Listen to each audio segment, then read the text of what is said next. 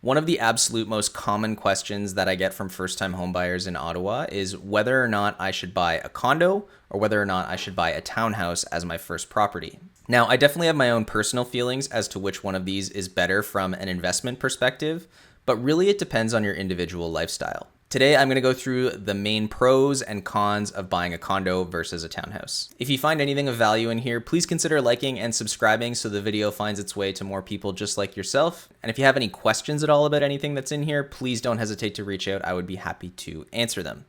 Without further ado, let's get into the pros and the cons. When we're talking about condominiums in the city of Ottawa, there's normally two main types. Now, the main type I'm going to be discussing mostly today when I'm doing the comparison between condominiums and freehold townhouses is apartment-style condos. And this is the type of condo that people are normally envisioning when they're talking about a condominium. They're usually in high-rise buildings, although they can be in mid-rise buildings as well, kind of 3 to 5 stories, that kind of thing. They're usually one-floor units with a couple of bedrooms, 1 or 2 bedrooms or more, a common area, a balcony, that sort of thing. But outside of that little unit, the rest of the building is maintained by the condo association. There's also a lot more amenities in the apartment condos. So there's going to be often things like a gym, a pool, a party room, guest suites, that sort of thing. Now, the reason I want to draw the distinction is because there is a different type of condo, which is a townhouse condo, and that's sort of a hybrid between a freehold townhouse and a condo apartment. These are run very similar to the apartment style condos, but the condo fees are usually a little bit lower because there's less that needs to be maintained. There are usually fewer amenities. It just covers things like the exterior of the unit, the roof, the windows, the doors, that kind of thing, and other common spaces like parking garages or parking lots. Now, the main advantage of going the condo route is the affordability, undeniably. Depending on the condo fee and the location, you're normally looking at a much lower price point for a condo than you are for a townhouse. As I mentioned previously, condos also usually include some amenities with that condo fee. You're going to get things like a gym, you're going to get things like a pool, parking garage underground a lot of the time so you don't have to brush off your car. The lifestyle is very different. You don't have to worry about cutting your grass or maintaining anything for the exterior. It's really just kind of living your life and maintaining and updating the interior as needed. Condo buildings are also often in a really good location. Most of the condo buildings in Ottawa are going to be right downtown, so walkability and that kind of thing is a huge factor, and that's something to keep in mind as well. Condos are normally great for students, young professionals, or downsizers. Now, the downsides of condos, because there are some, are the condo fees. The nice thing about a freehold townhouse is you are not going to pay any condo fees, you just have to pay to maintain the entire place.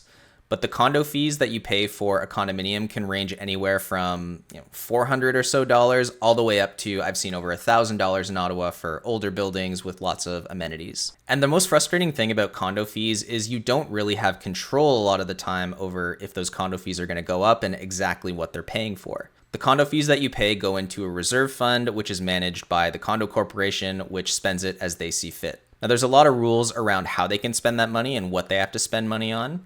But it is something to keep in mind that you are not responsible for the maintenance of the building. And sometimes the decision that the condo board makes is not going to be the one that you would have made. And that can be frustrating sometimes, I can tell you from firsthand experience. The other thing with condos that can come up is special assessments. Now, a special assessment is something that happens when the money from the condo fees that's been saved up in the reserve fund over time is not sufficient to cover off on a cost, usually an unexpected cost that comes up. If that happens, a special assessment is going to have to be levied, and owners of the unit are going to have to pay a certain amount to cover off on whatever the repair is. The amount of the special assessment can range anywhere from a few $100s all the way up to tens of thousands of dollars, depending on the magnitude of the expense. And the amount that you pay is normally proportionate to the square footage of your unit.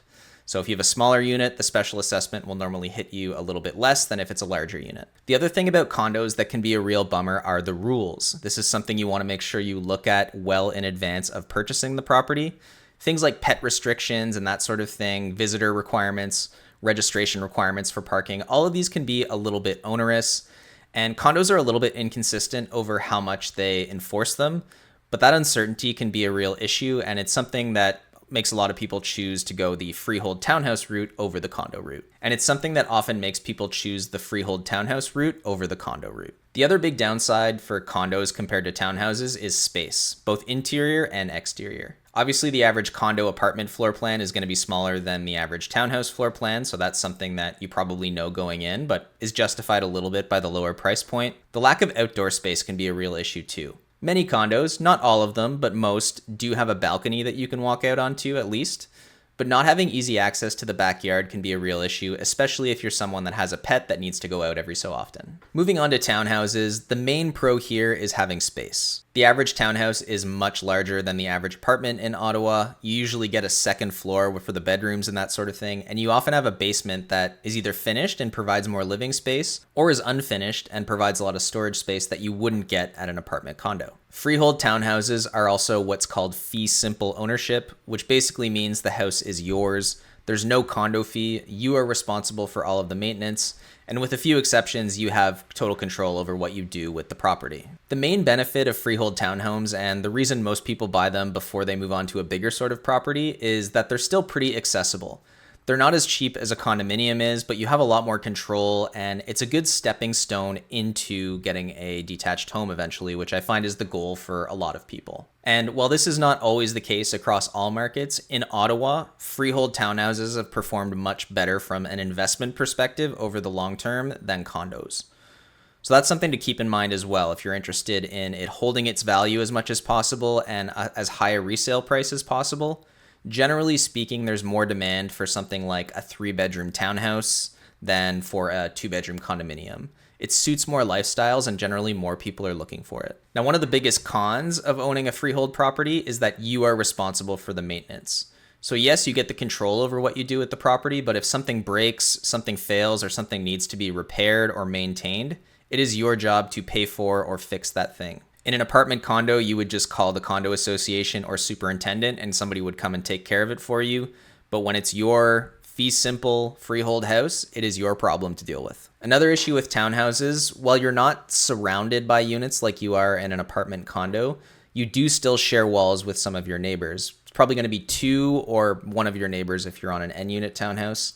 But if the soundproofing leaves a little bit to be desired, and if they're a noisy family or they have a dog or something, you are going to hear your neighbors and you're going to have to be okay with that. The last thing about townhouses, and this can be a pro or a con depending on the lifestyle you're looking for, but the location is generally not as walkable and accessible as a lot of the condos are.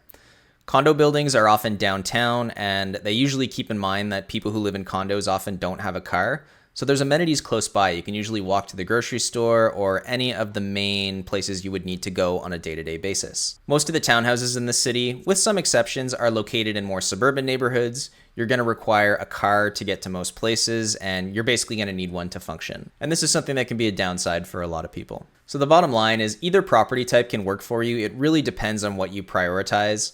The main differences you're going to want to keep in mind are the price. The average condo in Ottawa is anywhere from kind of $350,000 to $450,000, and the average suburb townhouse has a much higher starting price, anywhere from $500,000 to $650,000, going all the way up to the sevens if you're looking for a really nice large townhouse. And there's a huge trade-off in location.